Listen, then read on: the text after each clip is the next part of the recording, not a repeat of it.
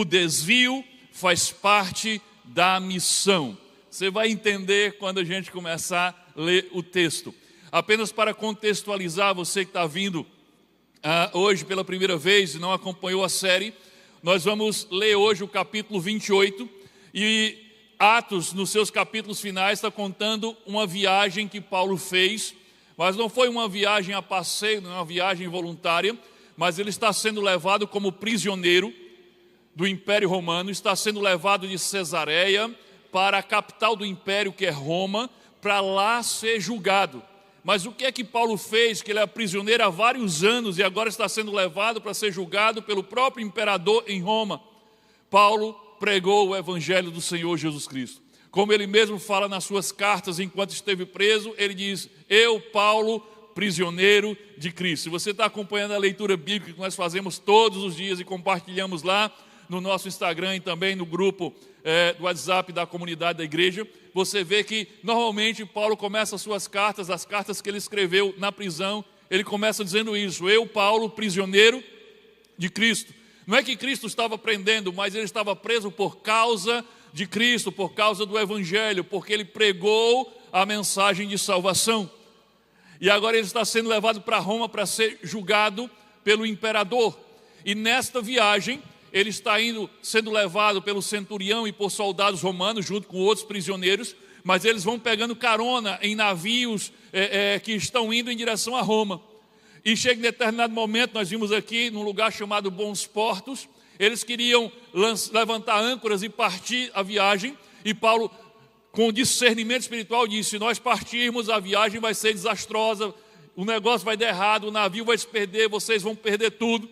Mas eles não ouviram o conselho que Paulo deu e seguiram viagem, e aí uma grande tempestade veio sobre o navio. Eles passaram 14 noites e 14 dias debaixo de tempestade, e Lucas, que descreve, que estava presente com ele, e descreve, diz que durante 14 dias eles não viram nem sol, nem estrelas. Imagina você no meio de uma tempestade em alto mar, e você não sabe se é dia e se é noite, e em tempo daquele barco se despedaçar.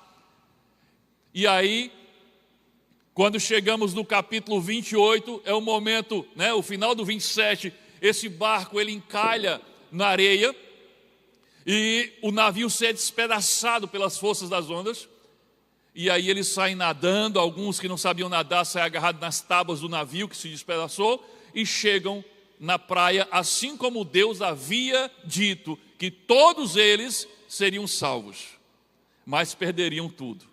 E agora no capítulo 28, é exatamente essa história que nós vamos ler agora. A história da chegada na ilha de Malta.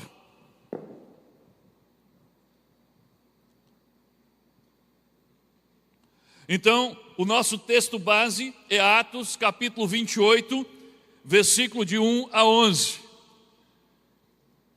Acompanhe a leitura na tela e dê a este texto toda a sua atenção e toda a sua reverência. Essa é a parte mais importante da mensagem, porque é a palavra de Deus. Coloca na tela, por favor, Atos 28, de 1 a 11, acompanhe a leitura. Uma vez em terra, agora eles chegaram na ilha, descobrimos que a ilha se chamava Malta. Eles não faziam ideia que lugar era aquele. Os habitantes da ilha mostraram extraordinária bondade para conosco. Fizeram a fogueira e receberam bem a todos nós, pois estava chovendo e fazia frio. Paulo ajuntou um monte de gravetos. Quando os colocava no fogo, uma víbora, fugindo do calor, prendeu-se à sua mão. Quando os habitantes da ilha viram a cobra agarrada na mão de Paulo, disseram uns aos outros: certamente este homem é assassino, pois tendo escapado do mar, a justiça não lhe permite viver. Mas Paulo, sacudindo a cobra no fogo, não sofreu mal nenhum. Eles, porém, esperavam que ele começasse a inchar ou que caísse morto de repente. Mas tendo esperado muito tempo e vendo que nada de estranho lhe sucedia, mudaram de ideia e passaram a dizer que ele era um deus. Versículo 7. Próximo dali, havia uma propriedade pertencente a Públio, o homem principal da ilha. Ele nos convidou, isso é Lucas contando, ele nos convidou a ficar em sua casa e por 3 dias bondosamente nos recebeu e nos hospedou. Seu pai estava doente, acamado, sofrendo de febre e desinteria. Paulo entrou para vê-lo e depois de orar, impôs-lhe as mãos e o curou. Tendo acontecido isso, os outros doentes da ilha vieram e foram curados. Versículo 10. Eles nos prestaram muitas honras e quando estávamos para embarcar, forneceram-nos todos os suprimentos que necessitávamos. Passados 3 meses, é o tempo do inverno, eles passaram 3 meses naquela ilha. Passados 3 meses, embarcamos no navio que tinha passado o inverno naquela ilha. Era um navio alexandrino, que tinha por emblema os deuses gêmeos, Castor e Pólux. Que história, hein? E aqui é só o início do capítulo 28.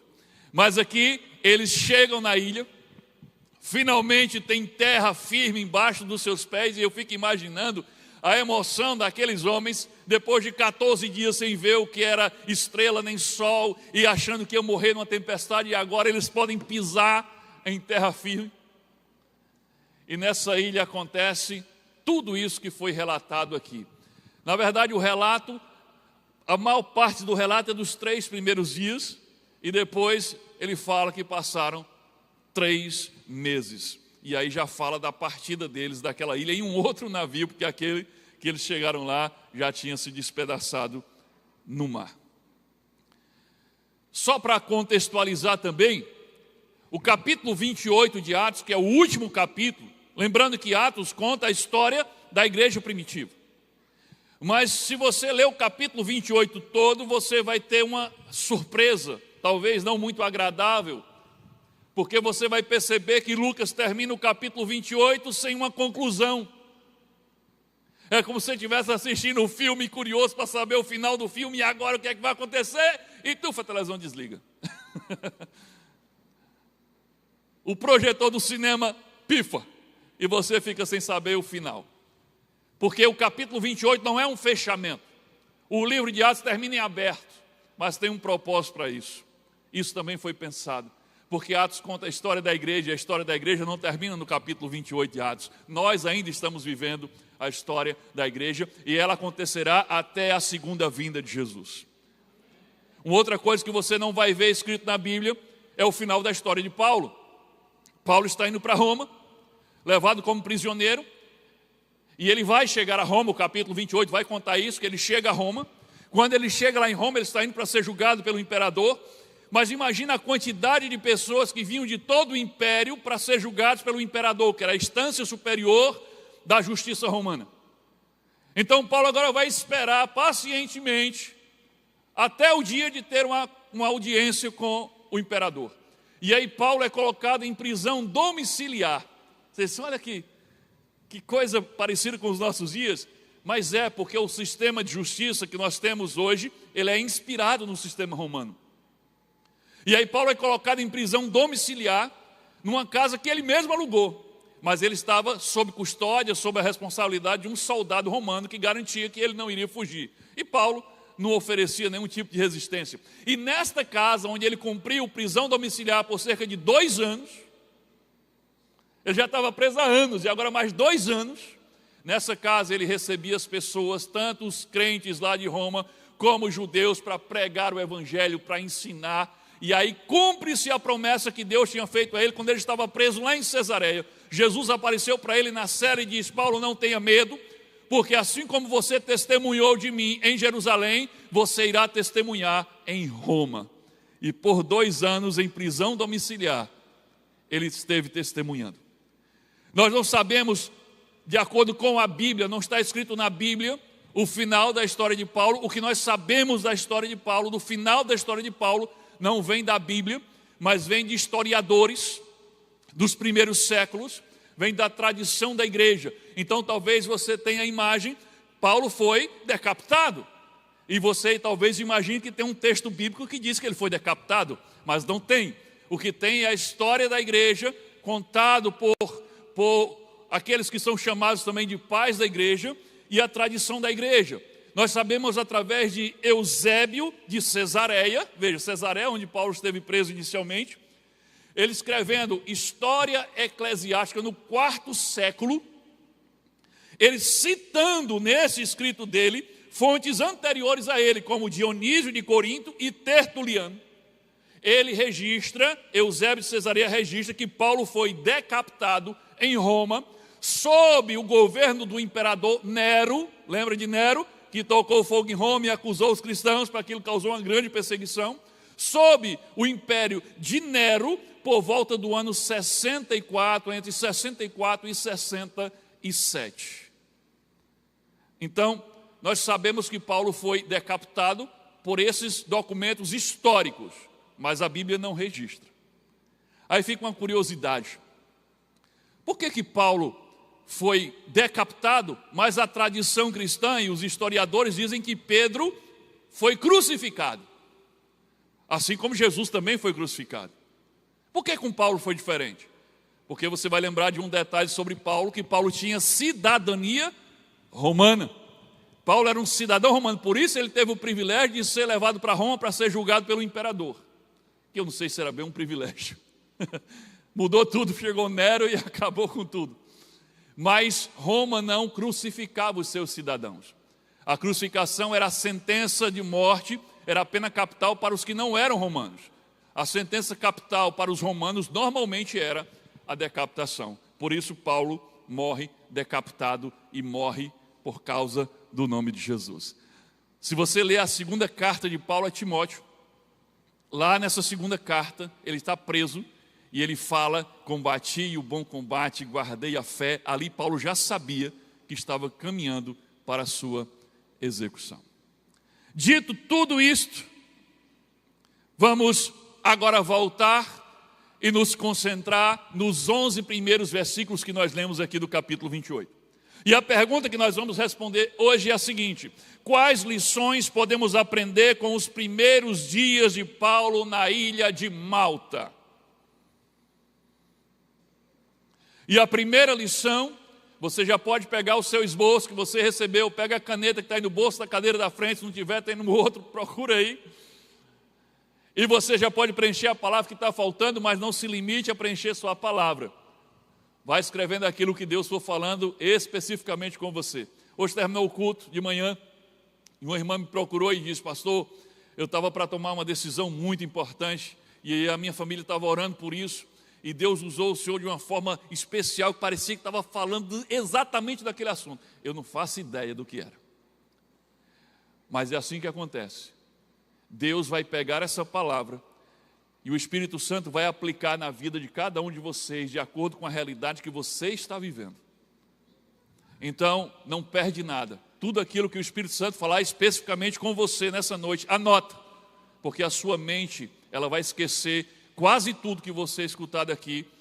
Há uns 2 ou 3 dias você não lembra mais de nada. Então escreve, não perde, para que você possa voltar e meditar. Então a primeira lição é a seguinte: discípulo de Jesus nunca tira folga da missão. Essa é a primeira lição que nós aprendemos com Paulo na ilha de Malta.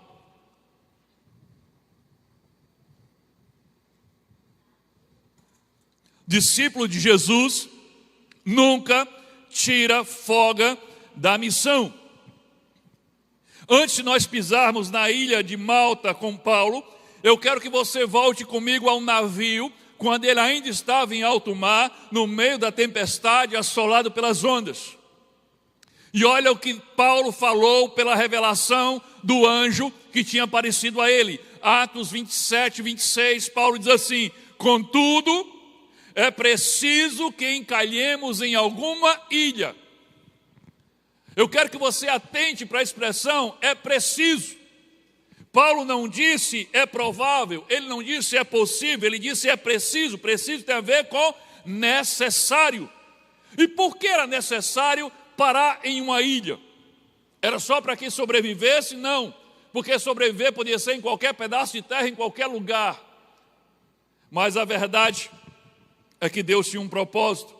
Quando você é discípulo de Jesus, nada na sua vida acontece por acaso, nada é em vão. Deus não vai permitir que você entre em nenhuma tempestade em vão. Ele vai pegar a tua dor, Ele vai pegar o teu caos, Ele vai pegar a tragédia que vem sobre você e Ele vai transformar isso em missão.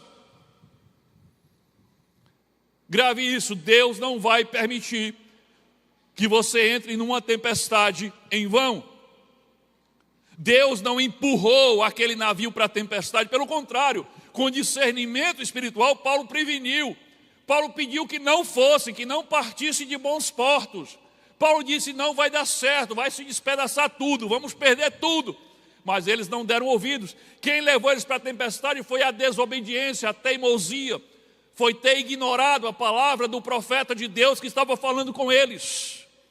Então Deus não os empurrou para a tempestade, mas Deus direcionou aquele navio para a ilha de Malta.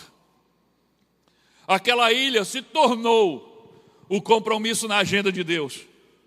A tempestade empurrava o navio, mas Deus direcionava a rota da tempestade. E olhe para o desfecho.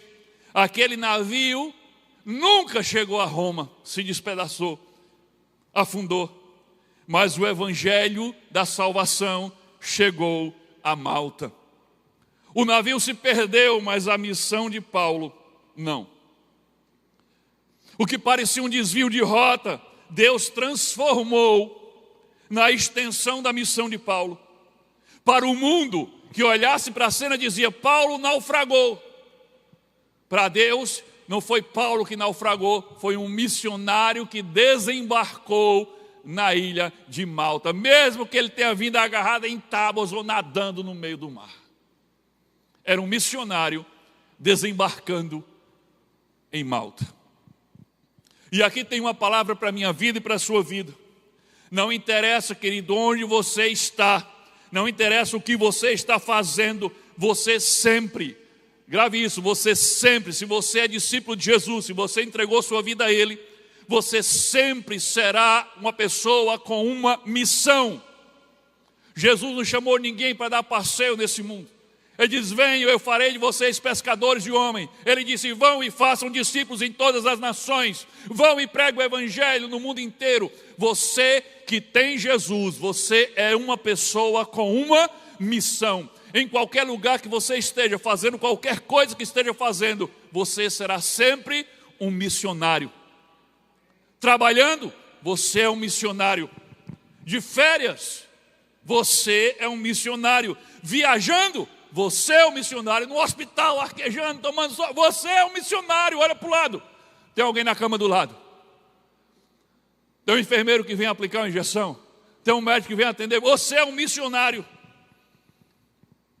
Praticando esporte, você é missionário. O discípulo pode mudar de endereço, pode mudar de função, mas ele nunca muda de missão. Querido, isso é muito precioso. Onde você estiver, lembre-se, discípulo não tira folga da sua missão. Sabe, num lugar diferente, é uma oportunidade de você cumprir o ID de Jesus fora da sua Jerusalém. Eu lembro de algo uma experiência muito impressionante que eu tive em uma dessas, na penúltima viagem que nós fomos a Brasília, um encontro de pastores da Junta de Missões Nacionais, um encontro de capacitação, e eu estava lá em Brasília com dois pastores aqui do Rio Grande do Norte, pastor eu de lá de Goianinha e pastor Cristóvão lá de Mossoró. E aí no último dia do encontro, o encontro terminava com almoço e o voo da gente só era à noite e no hotel também encerrava de meio-dia a hospedagem. E aí a gente ficou com a tarde todinha sem saber o que fazer. Aí pegamos o Uber para ir para o aeroporto, mas nós perguntamos a ele, moço, quanto é que você cobra para dar uma passeada com a gente aqui em Brasília, na Praça dos Três Poderes, lá na Torre, a gente quer conhecer aqui. Ele disse, não, vocês dão qualquer coisa aí. Aí nós nos apresentamos, que nós éramos pastores, tudo, ele já deve ter ficado desconfiado. Meu Deus, você é assaltado aqui, 3 pastores, E aí, ele começou a andar com a gente, e quando a gente parava no lugar, a gente chamava ele para ir com a gente. Tomava água de coco com a gente, lanchava com a gente, ia lá, e a gente conversando, e a gente puxando conversa, aí começamos a falar de Jesus, e começamos a ministrar na vida dele, e lá vai, para lá e para cá, para lá e para cá. Quando estava chegando perto do aeroporto, aí eu fiz o convite para a salvação, perguntei se ele queria entregar a vida dele a Jesus Cristo, se ele queria ser discípulo de Jesus, ele disse que queria, aí nós oramos por ele dentro do carro, e aí ele entregou a vida dele a Jesus, e aí quando terminou a oração, nós dissemos, agora nós vamos pagar a sua corrida, a corrida tinha sido R$30, e cada um de nós vamos dar uma oferta para você hoje. Aí cada um deu R$50 a ele. Aí ele ficou muito emocionado, ele disse, que dia é esse, que tarde é essa? Ele disse, eu não vou mais trabalhar, eu vou para casa ficar com a minha família. E a gente orou por ele, abençoou, e ele foi para casa naquele final de tarde. Era só uma corrida de Uber. Mas quando a gente lembrou que não estava de folga, que a gente podia dizer, poxa, a gente está aqui, né? Agora vamos só curtir essa tarde. Mas, gente, foi muito melhor do que curtir a tarde. Fazer a diferença na vida daquele motorista de Uber foi extraordinário para nós. É isso que tem que acontecer todos os dias. Lembrarmos que não estamos de folga. Em todo lugar que você for, você é um missionário a serviço do Senhor. Você jamais deveria achar que está de folga da sua missão de discípulo, porque férias existe no calendário do trabalho, mas não existe no calendário do reino. No calendário do reino existe urgência. Sabe quando é que você vai estar de folga da sua missão de discípulo? Você já sabe, né? No dia que você bater as botas. No dia que você morrer. Aí sim, você está liberado da sua missão de pregar o Evangelho, porque para o lugar onde você vai, lá todo mundo já conhece Jesus Cristo. Agora veja a trajetória de Paulo e me diga, em algum momento, se você encontra Paulo de folga da sua missão, olhe para o livro de Atos que nós estudamos ao longo desses meses, e veja se você encontra Paulo de folga da sua missão, na cidade de Filipos. Nós aprendemos aqui que nós vimos a história que Paulo foi açoitado em praça pública. Ele foi humilhado em praça pública, açoitado em praça pública. Depois foi preso, colocado no cárcere inferior, que era o subterrâneo da prisão. Ele foi amarrado a um tronco, acorrentado a um tronco, as mãos e os pés. Mas sabe o que Paulo fez? Ele começou a louvar o Senhor à meia-noite, começou a orar o Senhor em voz alta, e todos na prisão começaram a ouvir, e um terremoto aconteceu, a prisão se abriu, o carcereiro pensou que todo mundo tinha fugido, não fugiu, Paulo segurou todo mundo, e sabe o que aconteceu? O carcereiro e toda a família dele se converteu ao Senhor Jesus e foram batizados por Paulo. Tem folga no negócio desse? Não tem. Diante dos tribunais, quantas vezes nós estudamos aqui, Paulo diante de um tribunal sendo julgado, e quando Paulo estava diante de um tribunal, diante de juízes e de acusadores, tudo que se espera é que ele apenas defenda a sua própria pele, mas Paulo pegava esse momento que era para se defender, e ele pregava o Evangelho, ele testemunhava sobre o encontro dele com Jesus. Nós vimos isso várias vezes, diante do juiz, diante dos governadores.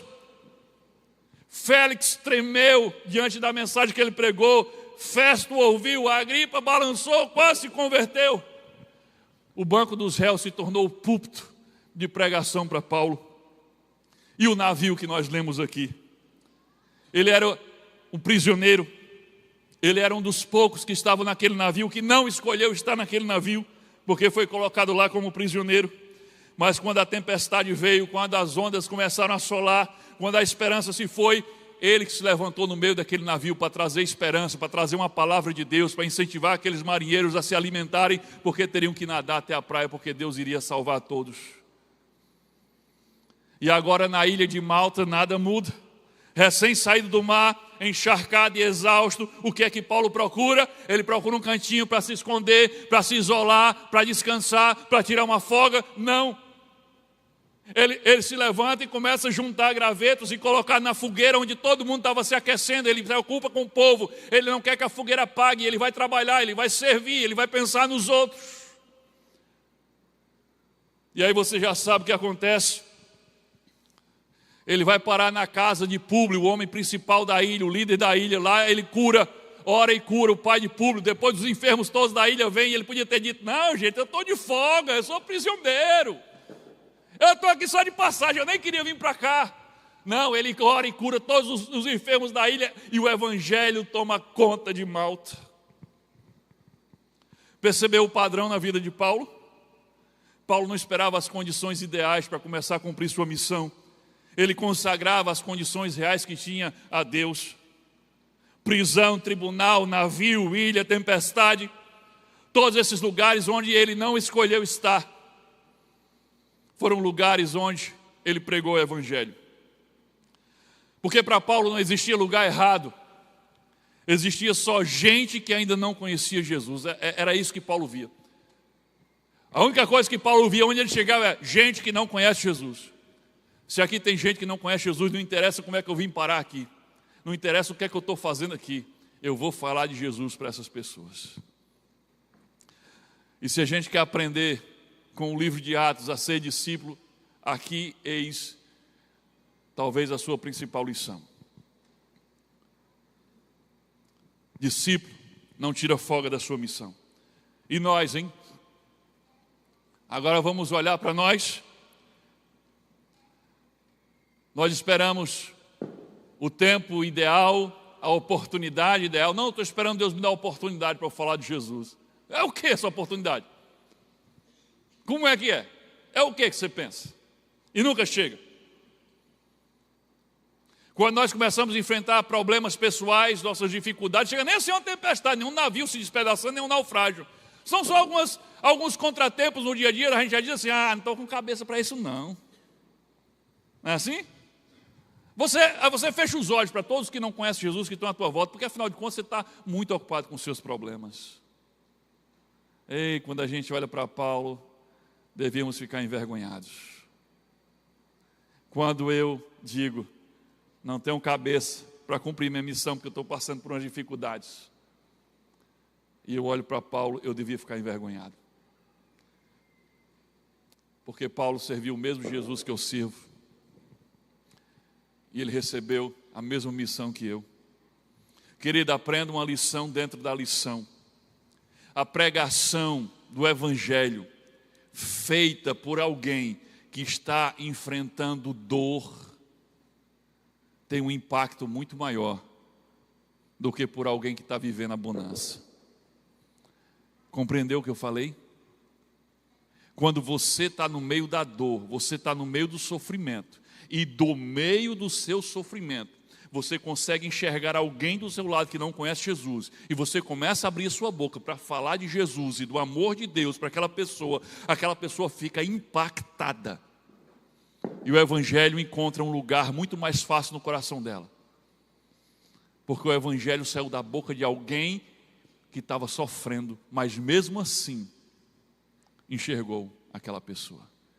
Por isso Paulo era tão eficiente no evangelismo. Porque Paulo o tempo todo, ele está pregando em meio à sua própria dor. Ele está pregando de dentro de uma prisão, ele está pregando de dentro de um navio em tempestade, ele está pregando numa ilha como um náufrago. O tempo todo.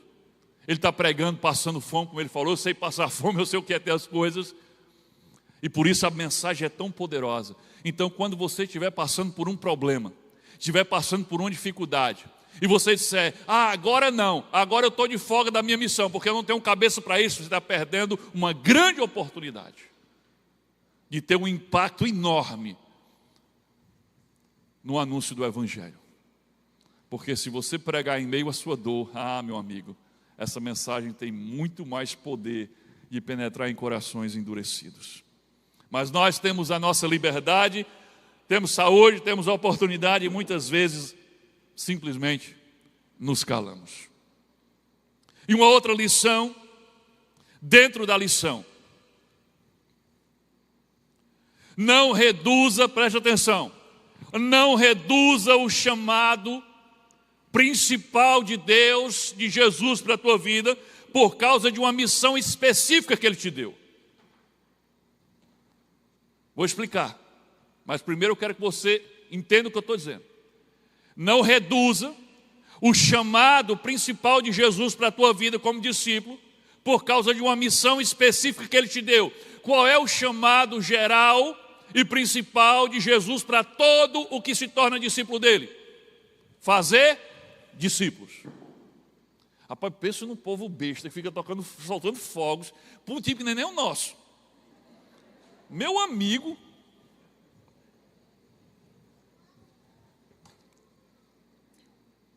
Então preste atenção.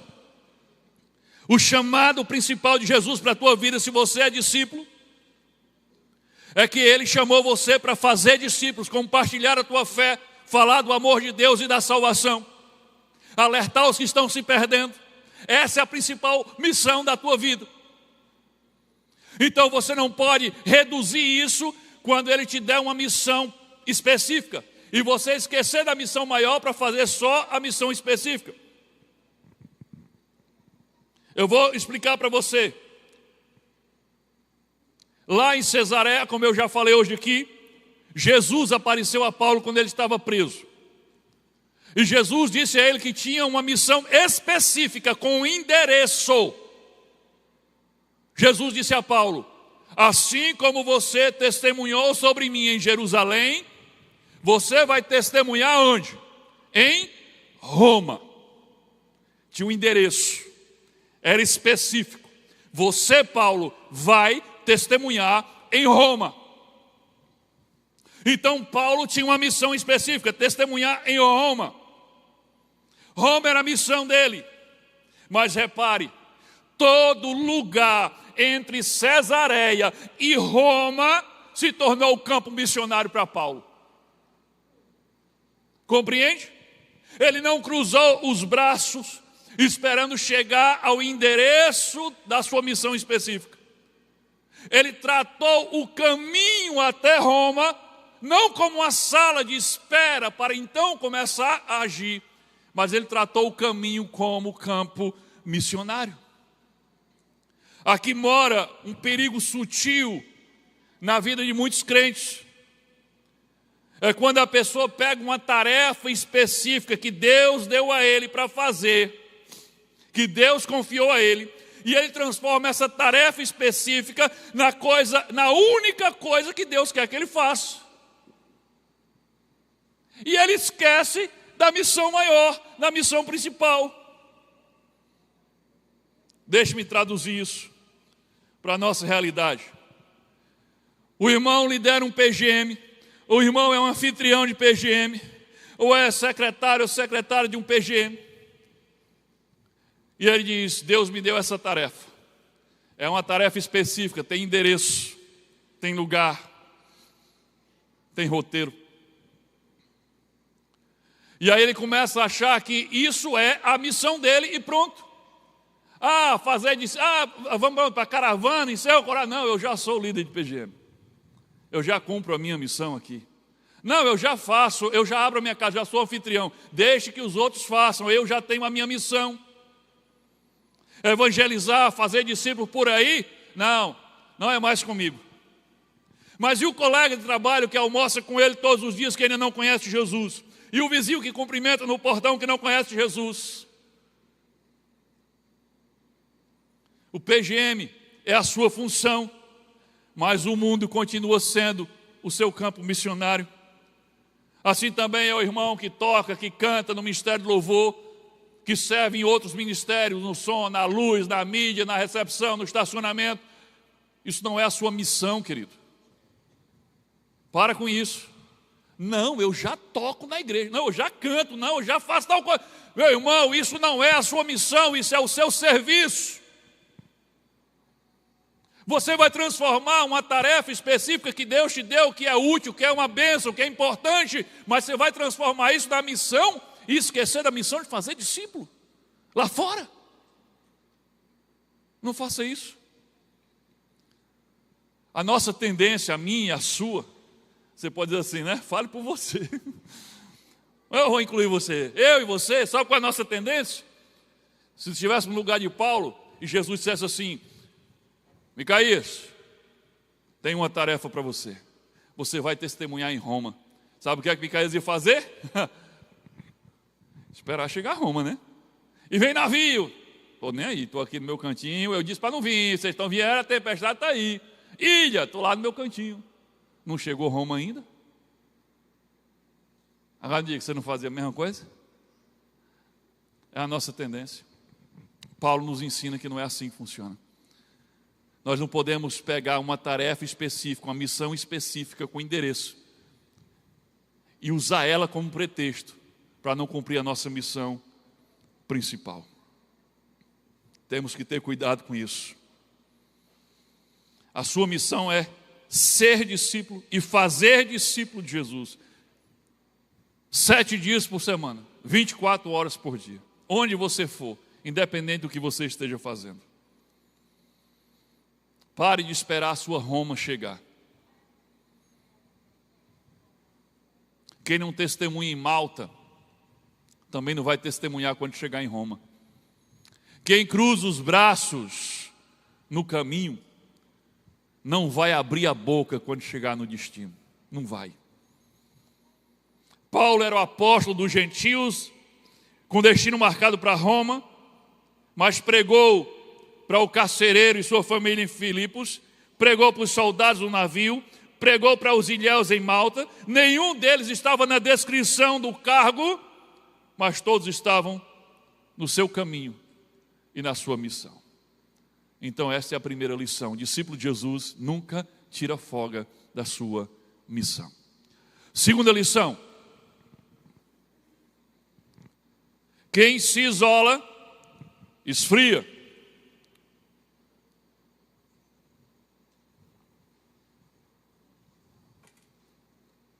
Quem se isola, esfria. Atos 28, 1 e 2. Uma vez em terra descobrimos que a ilha se chamava Malta. Os habitantes da ilha mostraram extraordinária bondade para conosco. Acenderam uma fogueira e receberam bem a todos nós, pois estava chovendo e fazia frio. Repare, eles escaparam do mar, mas ainda podiam morrer na praia. Eles estavam molhados, exaustos, 14 dias sem dormir, ainda estava chovendo e estava muito frio. O mar não os matou, mas a hipotermia poderia matá-los. Escapar da tempestade não é o fim do perigo. O frio depois da tempestade também mata. E quantas pessoas não já sobreviveram a tempestades, mas simplesmente definharam com o frio que vem depois da tempestade. Sobreviveram a uma crise enorme no casamento, conseguiram não se divorciar, conseguiram permanecer, mas a frieza que veio depois daquela tempestade está matando vocês.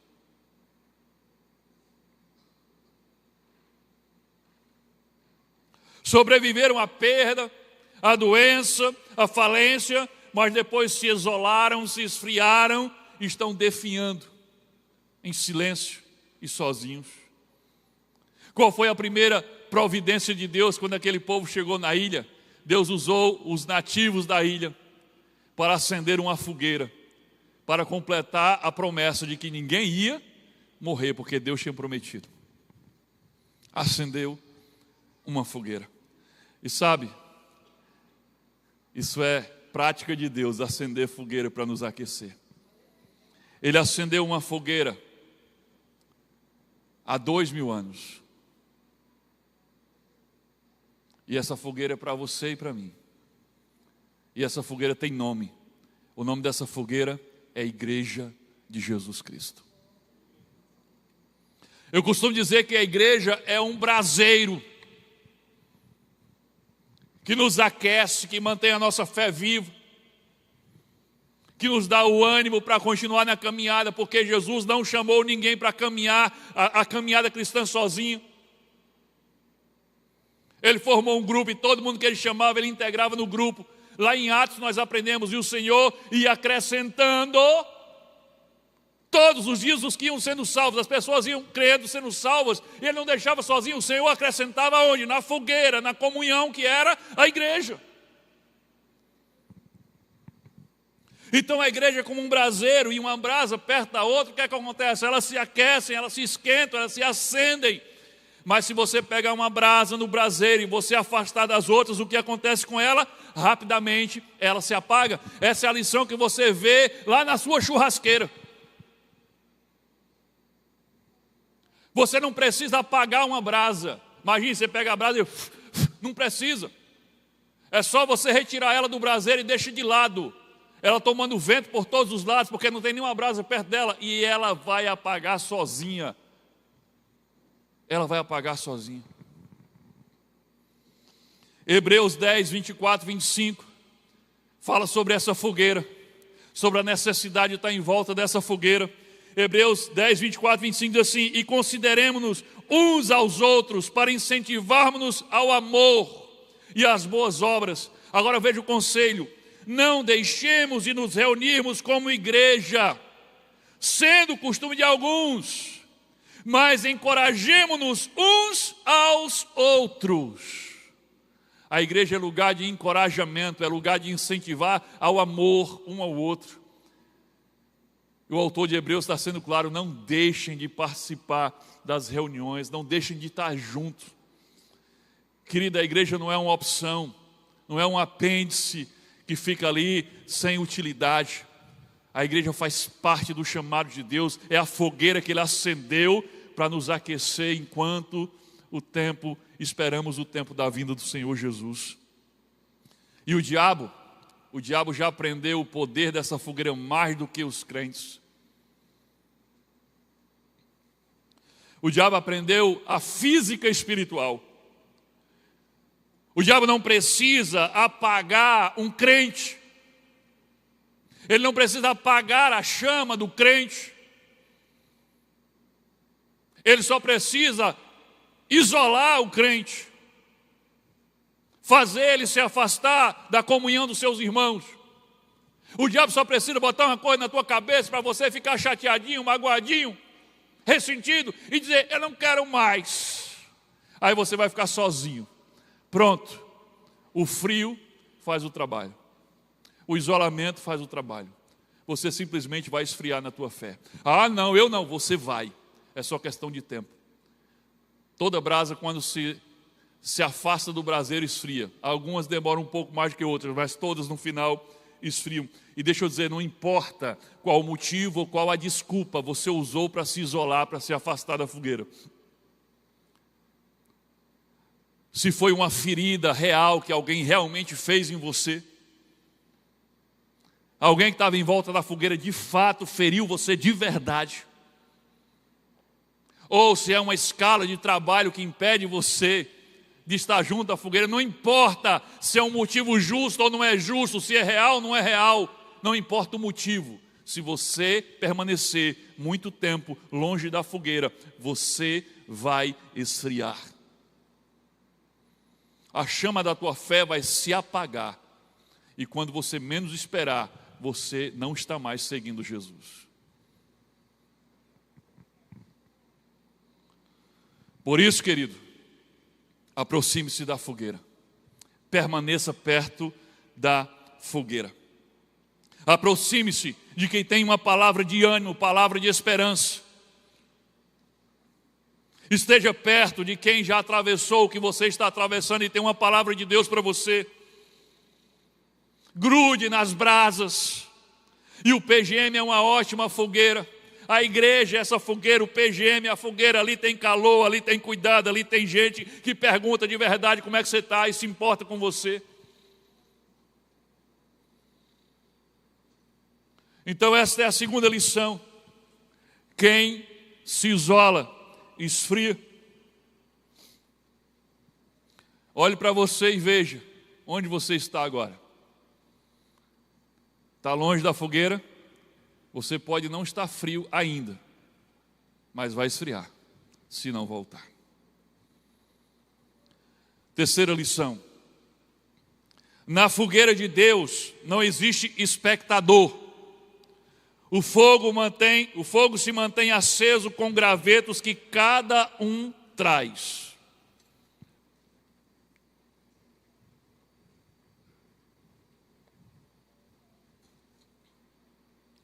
Na fogueira de Deus, não tem essa história de ficar só olhando não, só assistindo não.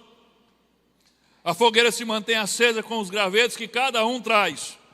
Atos 28:3 diz, Paulo ajuntou um monte de gravetos, e quando os colocava sobre o fogo, uma víbora, fugindo do calor, prendeu-se à sua mão. Esquece a segunda parte da víbora por enquanto. Foca na primeira parte. Paulo foi catar gravetos para colocar na fogueira. Agora olhe para a cena em volta daquela fogueira. 276 pessoas, incluindo Paulo, se aquecendo em volta da fogueira. Devia ser uma fogueira e tanto. Não era um fogarelzinho rei pequeno, não. Era uma fogueira e tanto. E lá estavam todos eles, os marinheiros, passageiros, soldados, prisioneiros, o comandante do barco, o centurião, estava todo mundo. Todos com as mãozinhas estendidas para o fogo, pensando numa única coisa, se aquecer. Só isso. Todos estavam ali pensando só nisso, em se aquecer. Ninguém estava pensando que aquela fogueira poderia apagar, ninguém estava pensando em servir, ninguém estava pensando em alimentar o fogo, era só pensando em si. E aí um homem se levanta, um homem que pensava além de si mesmo, um homem que pensava nos outros mais do que em si, levanta-se para quê? Para alimentar o fogo, porque se ninguém fizesse isso, o fogo ia apagar. E aí esse homem é quem? É Paulo, o prisioneiro, o homem que tinha todos os motivos do mundo para não fazer nada. Ele podia dizer, poxa, eu já fiz demais, eu já tinha avisado para não ir nessa viagem, eles teimaram e foram, depois de estar na viagem, foi a mim que o anjo falou, foi eu que levei a palavra de esperança, foi eu que incentivei eles a comerem, foi eu que dei direção, fui eu que dei a palavra que era para impedir a fuga do barco naquela hora. Agora deixa eu descansar. Alguém quiser que alimente a fogueira. Ele tinha todos os motivos do mundo para cruzar os braços. Mas foi justamente ele que começou a fazer alguma coisa. Paulo entendia uma coisa que a maioria de nós não entende. Que fogueira que só tem gente se aquecendo em volta dela é fogueira com data para apagar. Se tem uma fogueira que todo mundo que está em volta dela só pensa em se aquecer, é uma fogueira com hora marcada para se apagar. E é exatamente assim que muita gente trata a fogueira da igreja do PGM. Chega, estende as mãozinhas, recebe calor e não traz um graveto para alimentar aquela fogueira. E pior, os poucos que ainda trazem gravetos, quando tem algum probleminha pessoal, ele já diz, não posso mais trazer gravetos, não posso mais continuar servindo. Não quero mais servir, não quero mais liderar, não estou podendo, não estou com cabeça para isso. Não posso mais abrir minha casa para receber o PGM. Não posso mais falar de Jesus para ninguém. Não posso mais cuidar de ninguém. Nessa hora eu estou precisando ser cuidado, eu não vou cuidar de ninguém. E os poucos que traziam gravetos, nas primeiras dificuldades pessoais que têm, abandonam o posto de serviço. Queridos, se todos nós cruzarmos os braços e ninguém trouxer gravetos para alimentar a fogueira, essa fogueira vai se apagar. Lembre-se, não é porque você tem problema que você está isento de trazer gravetos para a fogueira, de você servir para alimentar o fogo. Olha para Paulo. Você quer dizer que ele não tinha problema? O problema já tinha acabado. Quando ele chegou na praia, acabou o problema de Paulo. O problema era a tempestade, era um naufrágio. Não, querido. A tempestade foi o menor dos problemas de Paulo. Ele continuava como prisioneiro. Ele continuava sendo levado para Roma, para ser julgado por um imperador ímpio, por causa do nome de Jesus. Era o homem que tinha mais problema ali. Era o que estava servindo e alimentando a fogueira. Agora atenção. Atenção, porque essa parte traz uma lição que a maioria de nós gostaria de não ouvir. E se você já não cata gravetos, se você já vive só pensando em si mesmo, aquecendo só a sua mãozinha e não alimenta o fogo, agora é que você vai dizer, agora é que eu não pego graveto mesmo. Porque a próxima lição que nós aprendemos dentro dessa lição ainda, é que nós vemos que quando Paulo começou a agir além de si mesmo, e pensar nos outros mais do que em si. E começou a servir e catar gravetos para alimentar o fogo. Uma cobra, uma víbora, prendeu na sua mão, destilando veneno na mão de Paulo. Ela não atacou o centurião, que não estava fazendo nada. Ela não atacou os marinheiros que estavam de braços cruzados. Não, ela grudou em quem? Na única pessoa que estava fazendo alguma coisa. O único que estava servindo foi o que a serpente atacou e destilou o seu veneno. Aí você diz, pastor, agora é que eu não vou servir mesmo. Está repreendido em nome de Jesus. Grave isso. As víboras, as cobras venenosas, elas não mordem quem está de braços cruzados. Elas atacam quem está recolhendo o graveto para alimentar a fogueira. Comece a servir, comece a contribuir, comece a liderar, comece a abrir sua casa para receber um PGM, comece a falar de Jesus para as pessoas, comece a tirar a gente do inferno e colocar no céu. E as víboras vão aparecer, pode ter certeza, elas vão aparecer destilando veneno sobre você. Críticas, fofocas, palavras de depreciação, calúnias, perseguições. Você diz, pastor, que estímulo você está me dando agora? É a verdade. Quando Paulo foi mordido, não foi só o veneno da serpente que veio sobre ele, não. Quando Paulo foi mordido, você lembra o que é que os habitantes da ilha, que era tudo gente boa, que fizeram a fogueira, mas o que é que os habitantes da ilha disseram quando Paulo foi mordido? Disseram, esse homem é um assassino. Porque tendo escapado da tempestade, a justiça, que diz, a justiça divina, não vai deixar viver. E outras palavras estão dizendo assim, esse cabo é ruim mesmo, esse cabo não presta. Escapou da morte na tempestade, mas agora a justiça divina vai matar aqui. Eles não sabiam nada sobre Paulo. Mas quando viram a víbora pegando na mão de Paulo, eles já teceram todo um veredito sobre o caráter dele. Esse cara não presta. Isso é castigo de Deus. Isso é o castigo divino sobre esse homem que não presta. Ele é um criminoso. Querido, se você nunca foi mordido por uma víbora venenosa, examine sua vida de discípulo, porque provavelmente você nunca catou gravetos. Por isso você está de boa aí. O que Paulo fez para se livrar da víbora, você sabe? O texto diz que ele fez os 3 S's. Ele sacudiu, soltou e seguiu.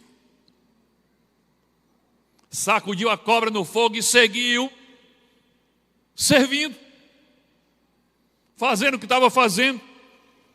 Ele não desviou o foco do seu trabalho para dar palco para cobras. Agora me responda, qual é o graveto que Deus está esperando você trazer para a fogueira?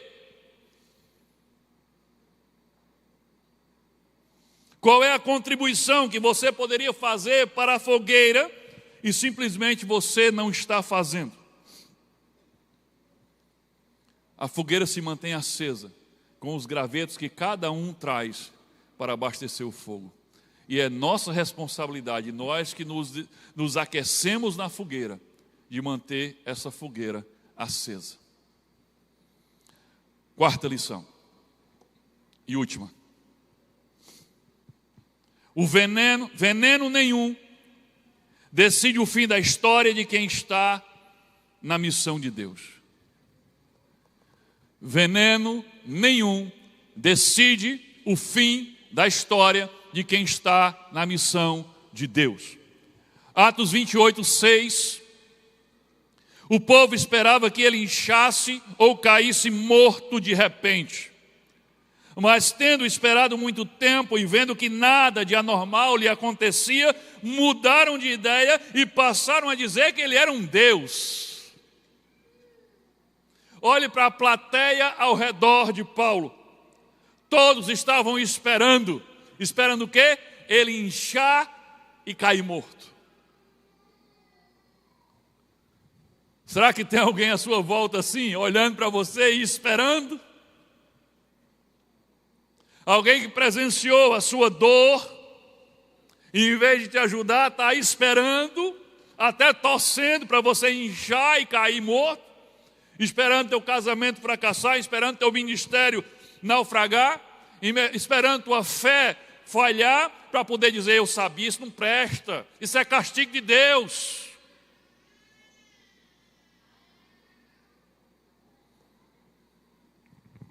Isso deve estar em pecado. É por isso que aconteceu isso na vida dele.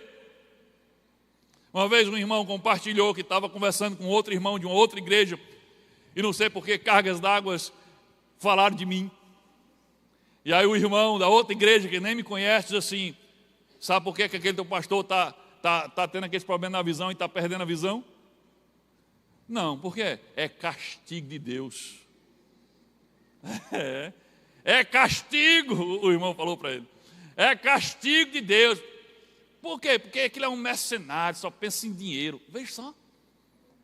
Mas por quê? Porque aquela escola lá, o Colégio Batista, fica cobrando mensalidade para botar os alunos lá. Está aí vendo? Ele queria que os professores tudinho trabalhassem de graça, os bichinhos. Não tem família para dar de comer em casa. Aí eu aqui catando graveto para fazer uma fogueira de uma escola cristã para a cidade toda, para abençoar a cidade, famílias cristãs, poder botar os seus filhos. E só porque eu estou dizendo, quem está desfrutando da fogueira, bota graveto aqui, paga mensalidade para poder manter a escola. Aí disse, não presta, isso é castigo, depois que ele está ficando cego. É desse jeito, irmão. Se você estiver catando graveto, as víboras vão vir sobre você. Querido, mas o que é que Paulo fez para vencer o veneno da víbora? Você sabe o que é que Paulo fez? Você entendeu a receita que Paulo usou para vencer o veneno da víbora? Sabe o que é que ele fez? Nada. Ele fez nada. Ele simplesmente continuou servindo e deixou que Deus neutralizasse o veneno da víbora.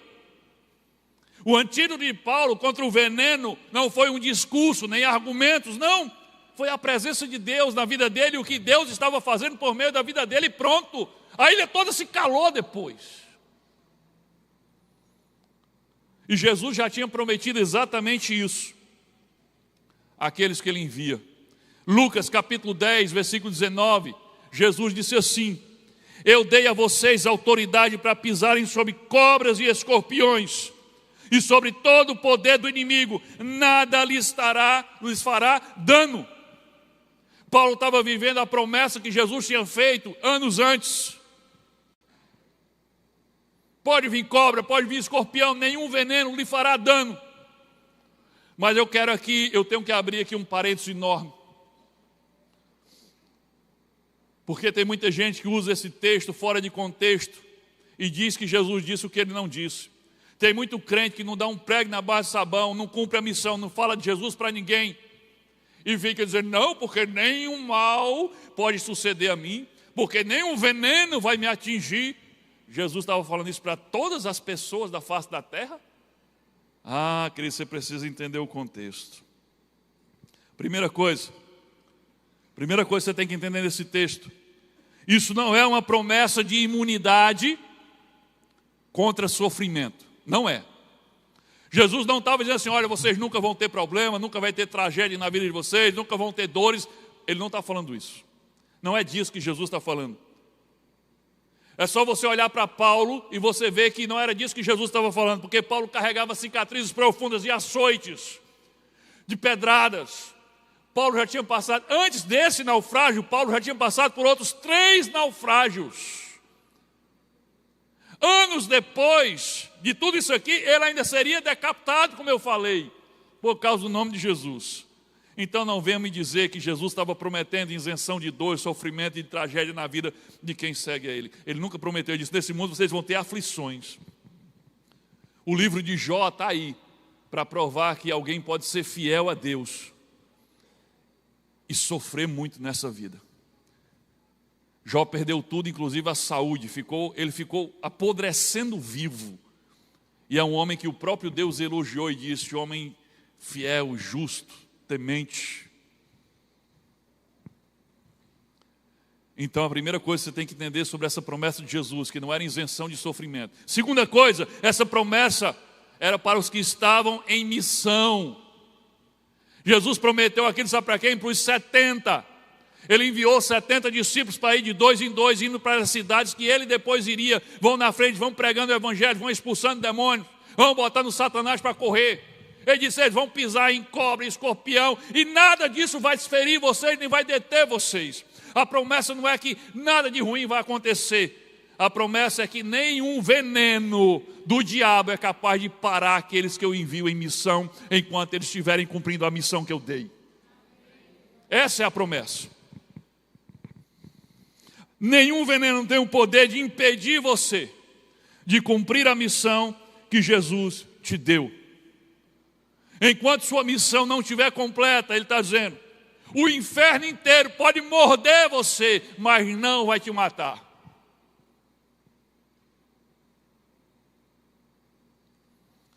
Foi assim com Jesus, foi assim com Paulo. Por que você acha que não prenderam Jesus antes daquele dia do Getsêmani? Jesus estava no meio do povo todo o tempo, eles com raiva, querendo matar Jesus todo dia. Eles queriam matar Jesus todo dia, eles queriam prender Jesus todo dia, mas por que não prenderam e não mataram?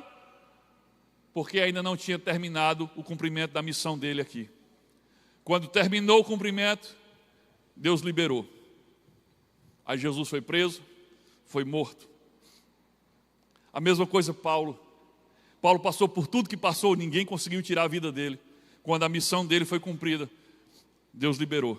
Agora, ele foi decapitado. Você entende o que é a promessa? A promessa é, enquanto você estiver em missão, obedecendo, servindo, fazendo o que Deus mandou você fazer, enquanto você não terminar de fazer o que Ele mandou você fazer, Ele está dizendo, nenhum veneno do inferno vai poder parar você. Agora você está aí todo bonitão, de braços cruzados, sem fazer nada, e está achando que essa promessa é para você? Ah, não. Você entendeu errado. Não é para você. Agora repare o que aconteceu na ilha. Primeiro disseram, ele é um assassino. Esperaram ele cair morto, inchado, ele não caiu. Aí o que é que disseram depois? Ele é um Deus. Quando o diabo, presta atenção nisso aqui, quando o diabo não consegue parar você com a mordida da calúnia e do desprezo, ele vai tentar parar você com o veneno dos aplausos e da idolatria das pessoas. Tentaram parar Paulo com o desprezo, com o veneno, dizendo, esse aí não presta, esse é um criminoso, esse cara é ruim. Mas depois que ele continuou servindo e Deus se revelou por meio dele, aí eles quiseram agora idolatrar, aplaudir, é um Deus. Também era uma tentação enorme. Se Paulo ficasse vaidoso, se Paulo tomasse a glória que era de Deus para si, ele teria fracassado. Cuidado, cuidado. Por isso nunca deixe a opinião dos outros determinar quem você é. Porque nem a mordida do desprezo, nem o veneno dos aplausos determinam quem você é. Paulo nem era assassino e nem era um Deus. Paulo sabia quem ele era. Ele era um servo do Senhor Jesus, cumprindo uma missão e ponto. Mas o extraordinário vem agora. Veja o que acontece depois que a víbora morde Paulo. Atos 28, 7 e 9. Havia perto dali uma propriedade pertencente a Públio, o homem principal da ilha. Ele nos recebeu e nos hospedou por 3 dias. Com generosidade, seu pai estava doente, acamado, sofrendo de desinteria e febre. Paulo entrou para vê-lo e depois de orar, impôs-lhe as mãos e o curou. Tendo acontecido isso, os outros doentes da ilha foram curados. Perceba a sequência. A víbora mordeu, o veneno falhou, a ilha inteira olhou para Paulo, a porta de Públio, o líder da ilha, se abriu, o pai deste homem foi curado, todos os doentes da ilha foram curados e o evangelho de Jesus tomou conta daquela ilha. A mordida que era para pôr um fim a Paulo, foi a porta que se abriu para o evangelho entrar naquela ilha de uma forma extraordinária. Deus não apenas anulou o veneno, Deus transformou a mordida da serpente em plataforma para a missão. E não foi a primeira vez que o diabo tentou destruir um servo de Deus ou impedir um propósito de Deus se cumprir, e o tiro saiu pela culatra. Eu poderia citar aqui a noite inteira e você chegar em casa de manhã, mas vou dar apenas um exemplo fora de Atos. Moisés. O diabo queria impedir o nascimento do libertador. E aí ele usa o faraó para fazer um decreto de morte para todos os meninos hebreus que iam nascer no Egito. Porque ele sabia que daqueles meninos nasceria aquele que Deus ia usar para ser o libertador. Então Moisés nasce no meio de um decreto de morte. A mãe Joquebede, junto com a irmã Miriam, botam ele no cestinho, escondem, depois botam no rio e deixam ele descer e entregam ele a Deus. Aí quem é que está lá na parte baixa do rio tomando banho com as suas servas? A filha de quem? Do faraó, aquele que fez o decreto para matar os meninos, para matar o libertador que queria surgir. O faraó não sabia disso, mas o diabo que o fez fazer isso era o plano. Aí, olha o que acontece. O decreto que era para matar o libertador fez com que a filha do faraó olhasse para Moisés e disse: "O bichinho tão bonitinho". Aí pegou Moisés, deu a ele o nome de Moisés, levou para cá e disse: "Ele vai ser meu filho, vai ser seu neto, papai". O faraó criou dentro de casa, dentro do palácio, com tudo que tinha direito, como neto, aquele que ele queria matar. E Deus fez assim: agora você vai cuidar dele aí. Você vai dar de comer a ele, você vai treinar ele no que tem de melhor no Egito. Vai preparar ele, depois eu tiro ele daí, para ele vir tirar o meu povo debaixo do jugo que você colocou. O veneno que era para matar Moisés, fortaleceu ele. E o que dizer do próprio Paulo, gente? O diabo tentou calar Paulo, principalmente por meio das prisões, silenciar o pregador. Mas sabe o que aconteceu? O tiro saiu pela culatra.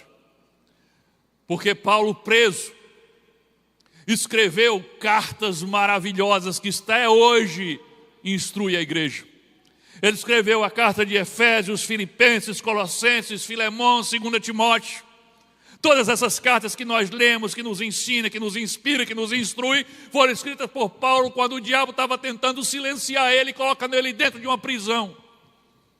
Agora veja como é que o tiro saiu pela culatra, porque se Paulo não tivesse preso, ele teria ido a essas igrejas, a essas pessoas, e teria pregado em viva voz para eles. E somente aquela geração tinha ouvido as suas palavras. Mas porque ele estava preso, ele teve que escrever. E porque ele escreveu, a sua mensagem chegou até nós e vai chegar até os nossos filhos, netos e até quando Jesus voltar. O veneno que era para calar Paulo amplificou a sua voz por muitas e muitas e muitas gerações. Então, querido, me responda diante de Deus: você tem gastado suas energias rebatendo veneno, tentando neutralizar veneno? Ou você tem confiado que Deus sabe neutralizar veneno de serpente? Querido, confie em Deus, continue servindo, continue cumprindo a sua missão. Para concluir, eu quero dizer o seguinte: Deus não permitirá que você atravesse uma tempestade em vão. Do outro lado dela, sempre há um lugar, uma pessoa e uma missão. Que Deus nos abençoe em nome de Jesus.